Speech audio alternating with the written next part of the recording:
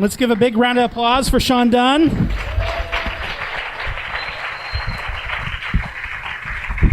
Good evening, everybody. Real quickly, my name is Tim Sika. I'm here tonight on behalf of the San Francisco Film Critics Circle. If you'll just indulge me for 30 seconds here. The San Francisco Film Critics Circle is a nonprofit service organization of San Francisco Bay Area film critics, reviewers, writers, authors, and editors working in a variety of media, including print, online, radio, and television. Our primary purpose is to recognize achievements by gathering to award the top films and filmmakers of each calendar year. In addition, the SFFCC promotes and lobbies on behalf of the membership and provides moral support to the local film community. Our critics aim to guide local and national audiences to the best in film by offering individual and collective wisdom, as well as by fostering discussion among film professionals and film lovers like yourselves. And that's why we're here tonight to help the SF DocFest honor and acknowledge the work of a terrific filmmaker, in my opinion, Mr. Sean Dunne. Could you please give him another round of applause here before we... Thanks. Thanks, everyone, for staying for all of them. That's cool.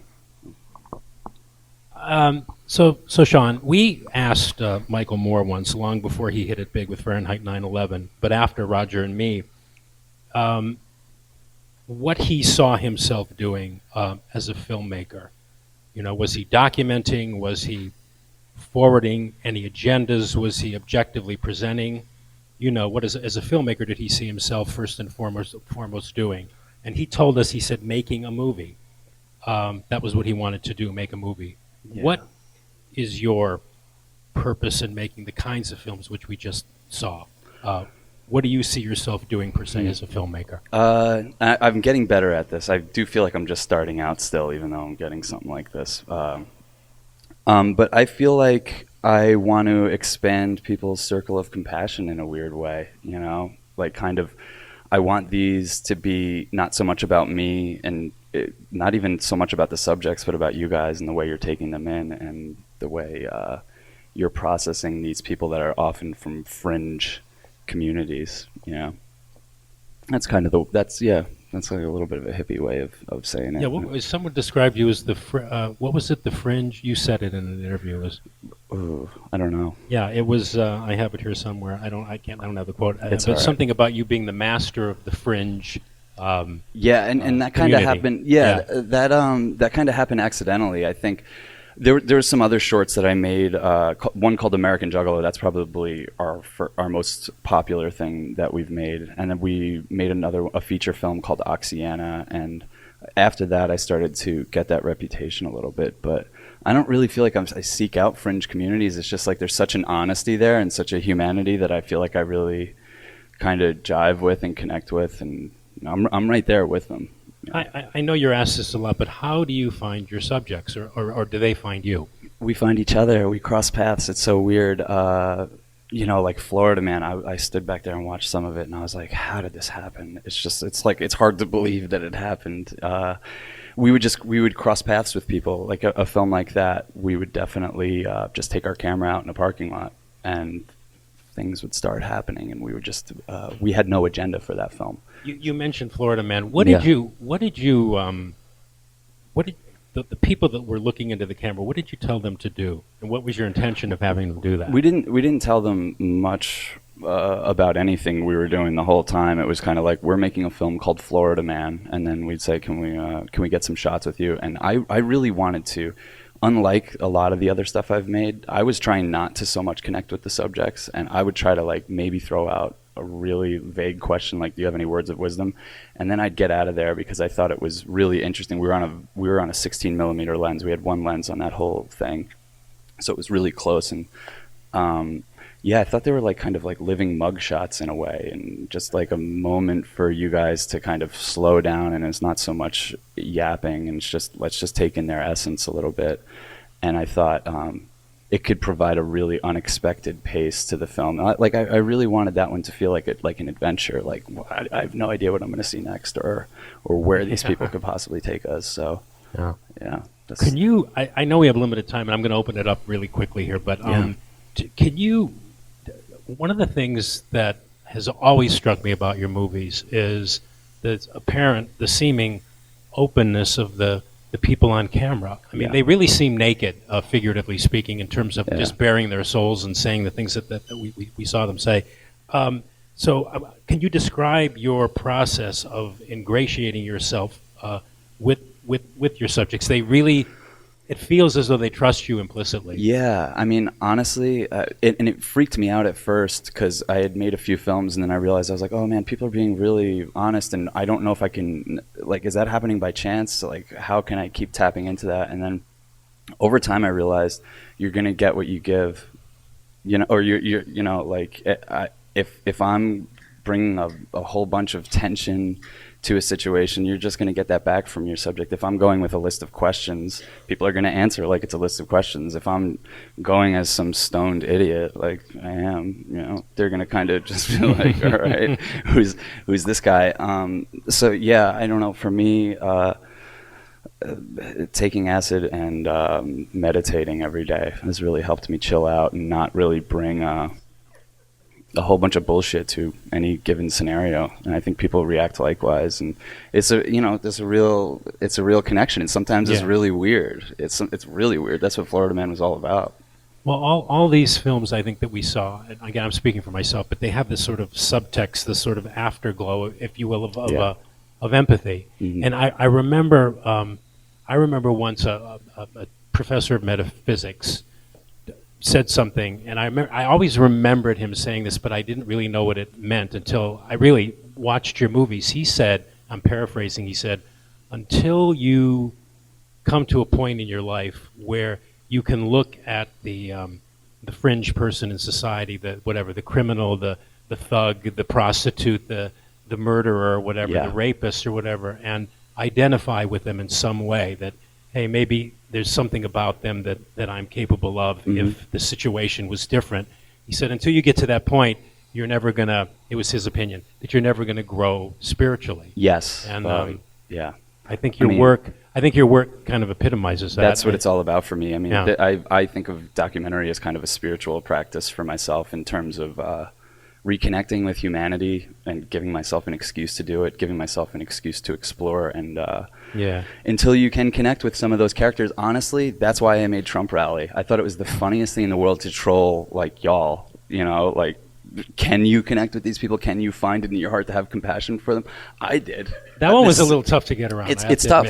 Yeah. It is. And, I went in there with tension. Like a lot of times I'll think of these ideas, and only if they make me uncomfortable will we pursue them, because they're a fucking pain in the ass to make half the time, like getting people together and stuff. But that was one we could make on our cell phones, and I thought it was just such a funny idea to kind of hold the mirror up to the left, and it's like, this is like half the voting population. Can you find it in your heart? I tend to look at them as slightly confused and chronically misled, and I think I am too. So I don't know, I can kind of relate with them on that level, and they're caught up. It felt like being at like an Aerosmith concert or something. It was just like not what I expected at a political rally. And how did you gain access? Was that a Well, at first I called their campaign. I just Googled like who's the head of their campaign, and her cell phone number came up, and I called, and she gave me a bunch of information, which was basically they don't announce events until 4 or 5 days before, which makes it impossible for us to bring in any kind of professional people.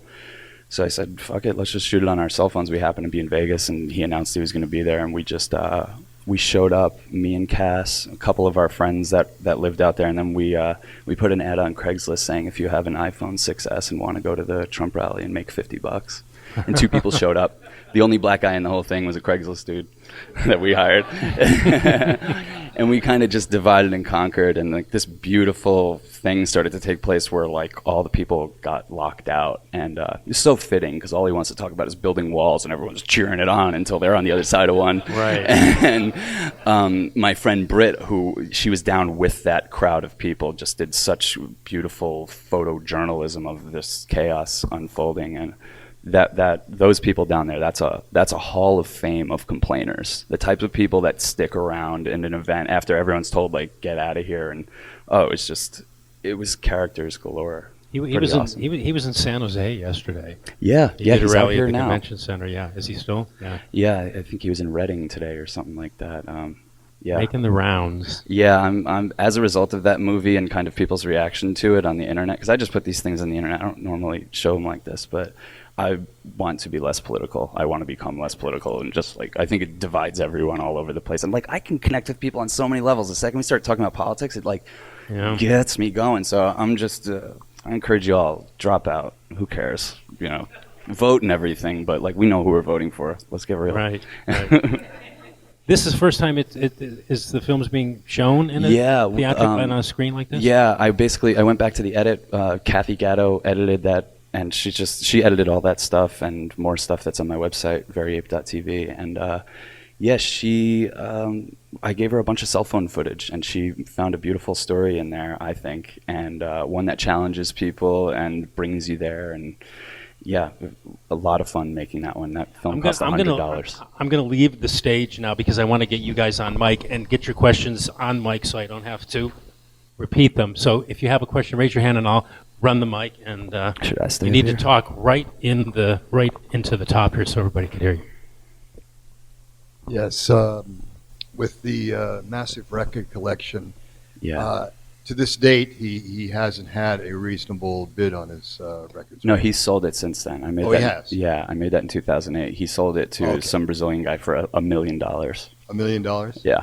And again, who is the one who calculated the value of the records when you said it was worth $50 million? A company, I can't remember their name, called like CD Now. It's like early internet company. I think they were, right?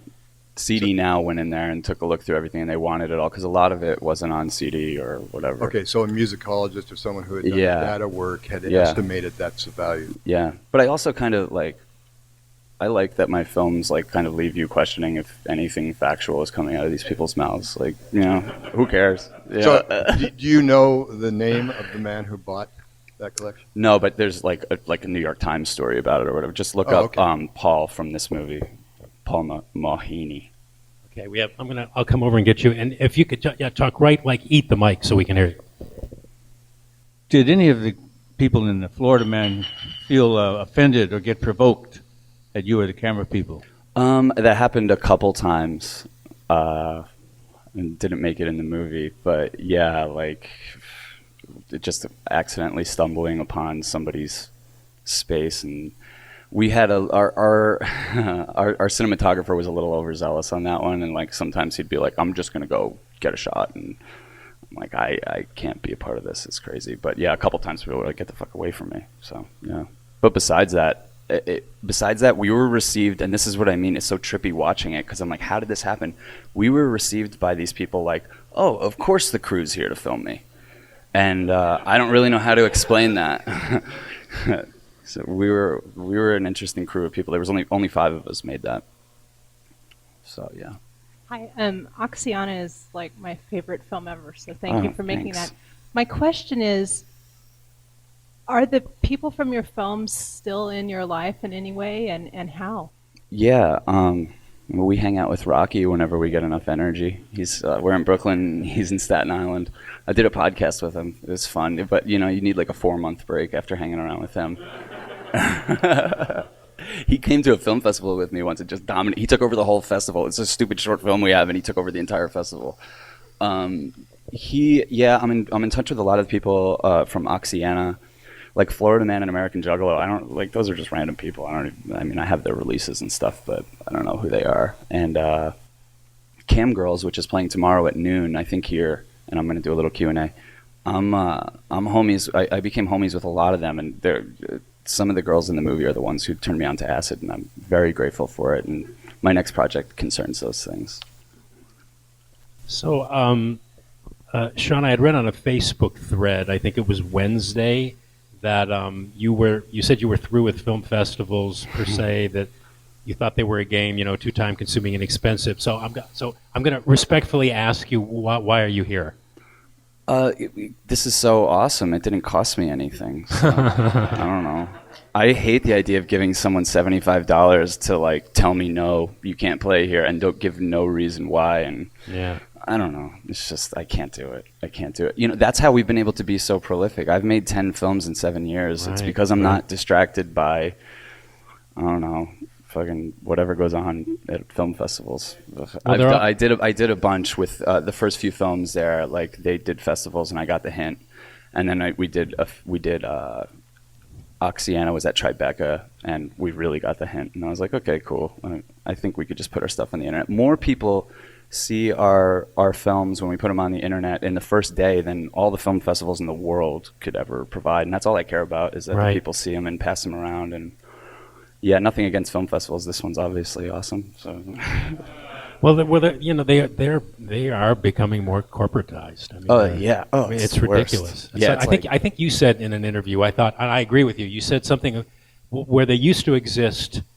They used to exist to serve the filmmakers. Now the filmmakers seem to they have serve to be them. serving the festivals, and Yeah. it's kind of turned around a little. Totally. I mean, you get Yeah. in there and it's a bunch of noise, and it's like a bunch of like, it's a competition, and that's just like, these are my peers. I want to be inspired by these people, not thinking of them as like, my competition. Like that, I don't like the whole scarcity model, and it's like they create it and they pit us against each other and nonsense little art contests. Like, get out of here. I'll just put this on the internet for free, and hopefully people will find it. How do you decide how long and how short? And on that note, did you want to make some longer and some shorter than what we saw? Actually, that speaks to the last question. That's kind of why I wanted to break out of the festival mode. Too often I would go to a festival with a short film and like hear other people saying like, oh no, it has to be 7 minutes. If you get it 7 minutes, and blah, blah, blah. And then you end up making the film for the festival and not like, it's just, duh. So, I don't know, Kathy and I, we just, whenever we like it, we just say it's done. And then I'm like, how long is that, by the way? And she's like, it's awkward. Like Florida Man is 50 minutes. Like, I don't, like unprogrammable other than a situation like this. So it's really, we try to make them not a frame over what we think that they need to be and how to get the essence of whatever that thing that we were going after was. And I don't know, we're not beholden to any agenda. I want my films to not necessarily be about something, but be something themselves. And you got to reject a lot of the bullshit for that. A lot of it's handed down by festivals. You've made several references to putting your work on the internet, and I believe I saw Oxiana on pay-per-view on Vimeo, but could you be more specific about where you're distributing things or posting them? And everything's for free on my website. So just on your website? If it seems like you have to pay for one of my movies, don't. Just go to my website, veryape.tv. Like I said, I think we made 10 films. They're all out there. And I have some commercial stuff and some other fun stuff in there. And I also have a podcast now where I can talk to some people. Cool. We're getting kicked out. Yeah, we're being given the hook here. This was a damn pleasure. Come up to me. Come hang out with us. Right? Cam Girls tomorrow here at the SF DocFest, so come out and see it. If we can give a big round of applause for Tim for moderating the Q&A, and Sean. And again, Cam Girls tomorrow at 12 p.m. at the Roxie, but most importantly, we're going to bring this party over to 518 Valencia. It's the art gallery right around the street. Free drinks, music, art. We're going to be there till 11 o'clock, and then you'll be able to chance to ask Sean questions. So if you like to get drunk, see you over at 518 Valencia. Take care.